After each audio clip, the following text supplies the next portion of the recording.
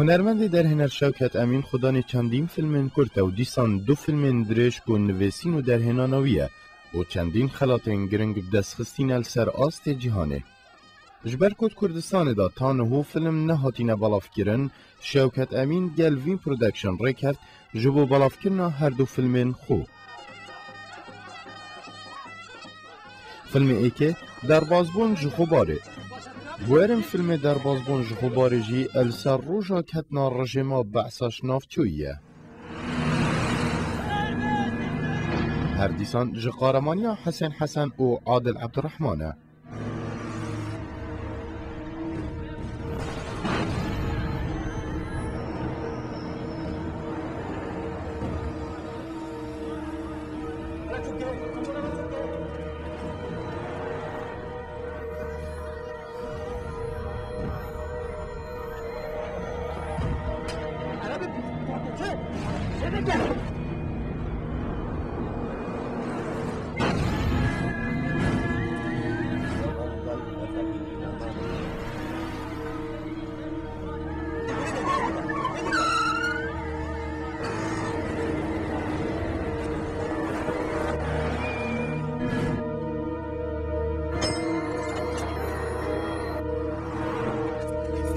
Dans le bis.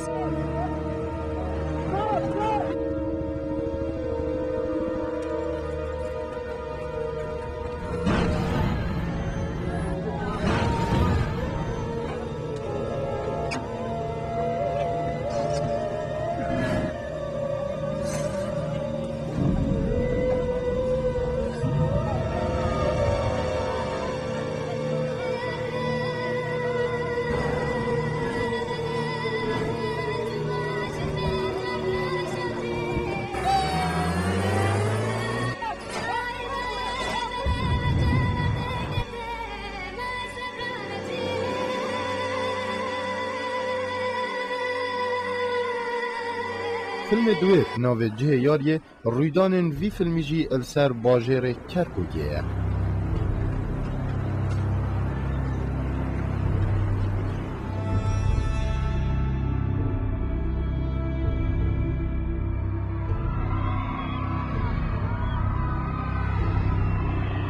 يا زحمة بس كمان ما بزوج تلعبي دو قاري طوكيو في يوم أنا بطولة ما أنا يا زحمة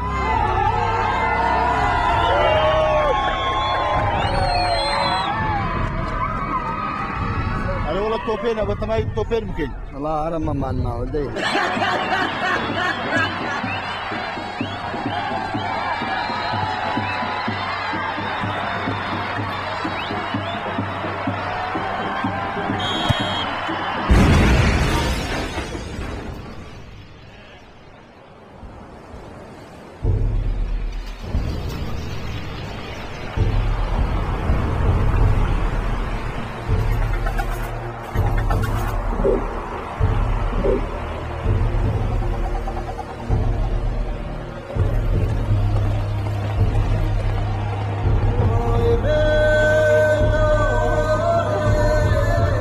وین پرودکشن مزگینیت داته همی حاجه کردن فیلم کردی کودشن الوان نزیکان هر 2 فیلمان دست ایخن السرانسری بازارن کردستانه.